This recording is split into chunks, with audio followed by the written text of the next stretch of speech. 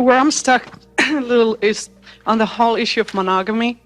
That's the way I've been raised, as value, and for many years I assumed that that's my value. And one of the things I notice is a lot of pain and fear associated with it. First of all, you have to find another person who wants the same thing. Then you have to control their wanting, which is not fun by itself.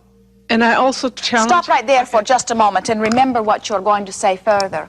We know that there is strong belief behind your words, but what you've stated is what is at the heart of most relationships that either never come into being or that aren't good once they do come into being. The idea that you must find another who wants exactly what you want, and if they don't, then you must begin to manipulate or control their wanting. That is not the way to go about co-creating in any way that would bring you any sort of joy. What you are wanting to do is focus so clearly upon what you are wanting that you are a magnet that attracts it. You cannot ever control the wanting of another. In your control, the way you go about it is backwards. The way you control is by seeing something that is wrong and then trying to whip the behavior or manipulate the behavior more into what you are wanting. And it never works. It always just brings you more of what you do not want. While as you are looking at the positive aspects of this relationship, or even looking at positive aspects of other relationships, you will attract that into your experience. Continue. You've said already that there's no right or wrong, but by our very nature, were we designed to have only one relationship for a lifetime, or is this a natural wanting, or this is something that is imposed upon us? By your nature, you have intended to come forth and interact with many on many different subjects. And whether you choose the subject of sexuality to be something that you experience with one and only one, or whether it is something that you are wanting to experience with more than one or with many, is absolutely an individual thing. Your ideas about it are continually changing. What happens is that there is within you a knowing. Sometimes it is far beneath your conscious awareness. There is a knowing that you are here to co-create with others.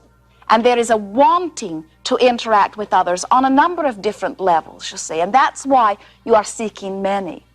The way your society is established, and many societies throughout your world, stating that monogamy or being with only one other is the proper way to live, is a very hindering and very smothering experience for you, because you superimpose the area of sexuality or intimacy over all areas, to the point that there are some that cannot stand it if their mate even talks to another, or if their mate interacts or even has a good time doing anything other than what they are doing with them.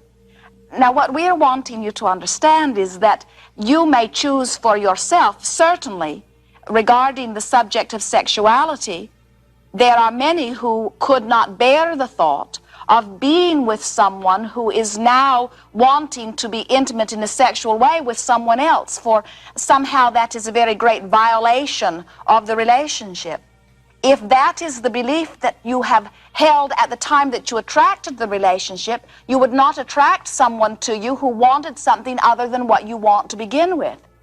But if you are focused upon the lack of that, if you are worried about your partner wanting to go and be with many others, then it is possible that you would attract the very one who is wanting to be with others. And so, just like everything else in your experience, you've attracted exactly the opposite of what you are wanting. But then your religionists or your laws of society say, you must stay with this one anyway. Even though you have attracted that and you are feeling tremendous lack, still you must stay here. And what we are saying is, what you must do is do that which is satisfying unto you. If you are feeling tremendous pain where you are, then we would encourage that you go somewhere else, or that you give your attention to that which does not bring you so much pain, so that the aspects of pain can leave your relationship. If you are wanting us to say monogamy is the best way, we will not. If you are wanting us to say having many partners, sexual or otherwise, we will not, because it is absolutely individual choices. But we will say to you that there is not a God in the heaven that is condemning you under any condition. That your heaven or your hell that you are earning or reaping is coming to you in the moment of the emotion. There is no greater hell than the emotion of guilt regarding something that you have done. Anytime you are focused upon lack and you are feeling terrible about what you have done, It is because you have violated your own beliefs, not some rules that have been written in the heaven. You have violated something that is important to you by making the decision that you will look for what you are wanting to see and that you will bring yourself always to the place of feeling good. That is the way that you find your balance, and you really get to the place that you are able to say, so what, to what anyone else is defining about it. Good. What more?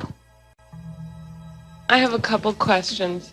The first thing was regarding what Jerry started out saying about sex and religion being the causes that sent most people to mental institutions or prisons or whatnot. Being an artist, they also say that all great art is about sex and religion. And for me, it's like what they're saying is it's about the physical and the non-physical experience, and that the ultimate sexual experience for me would be one that includes both of these aspects to their fullest. And when she was talking about monogamy, I realized that, at least from my perspective, the ultimate relationship involves the perfect fusion of creative, psychic, and sexual energy. Good. Now, regardless of what society has said I should or shouldn't do in terms of how many or one, my experience has been that this fusion of energies is more intense and more delicious with one person. For some reason, it is true of everything. When you are focused upon a subject, absolutely living in your now, giving your full attention, it always has the potential of being more powerful and more delicious, you see. Now, monogamy, the very word is a word that your society has used more as a club, more as a box. It is more their attention to lack that they are offering it. You see, when you are one that is very clear about what you are wanting, when you have identified very explicitly what you are wanting, and when you have attracted the perfect being into your experience that satisfies all of that, that is the ultimate experience. But if you're not good at that, if you're not good at focusing upon what you want, then maybe you need a little piece from here and a little piece from there, a little bit, if you will excuse the expression.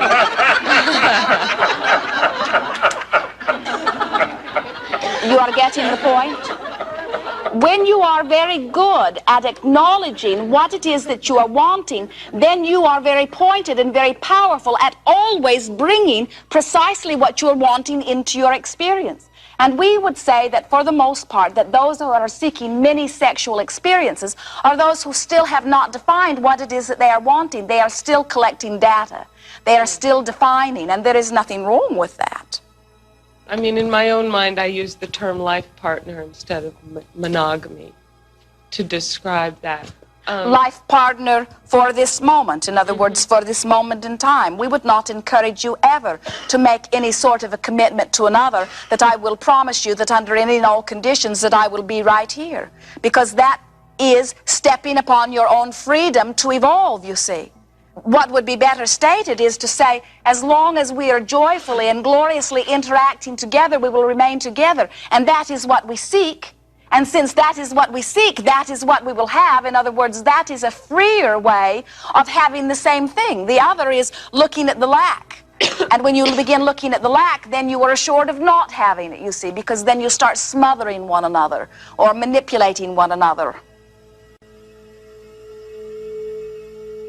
The other question I have has to do with what the sexual force actually is. What is it that when we're experiencing whatever we define as the ultimate sexual experience? You're talking about the physical part of it? No, the physical and the mental. The reason I ask is, for example, if for me the ultimate sexual experience involves a perfect fusion with another being at this moment in time, that we've co-created communication on all possible levels, a delicious sensual level, spiritual communication, emotional harmony.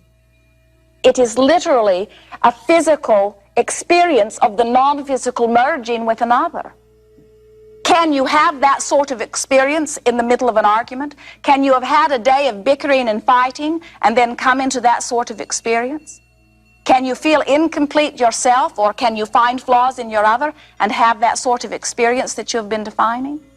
Or is the ultimate sexual experience something that must be prepaved, something that you must anticipate in advance, something that you work upon as you are looking for the good in yourself and the good in the other, until finally you come together, two beings that are absolutely adoring themselves and one another? Then you can have that sort of experience.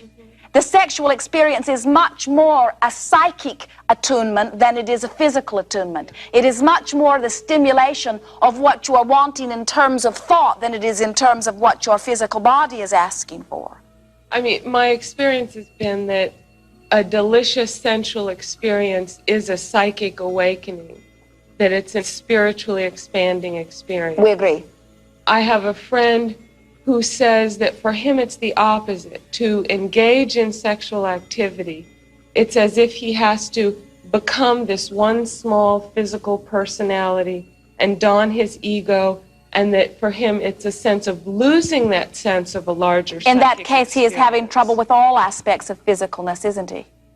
In other words, it is not just the physical, sexual part of it, it is the physical part of it.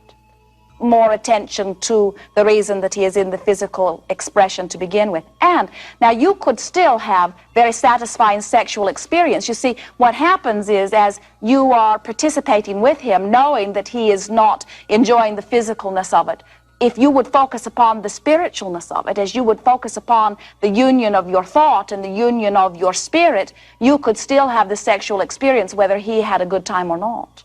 In other words, what is happening with you is you get hung up on the lack. You want him to want just what you want, and that always trips you up. Just want what you want and look for the positive aspects. Look for what is satisfying what you want instead of picking the one little thing that isn't, even if it is a big thing, and giving your attention to that. You are following?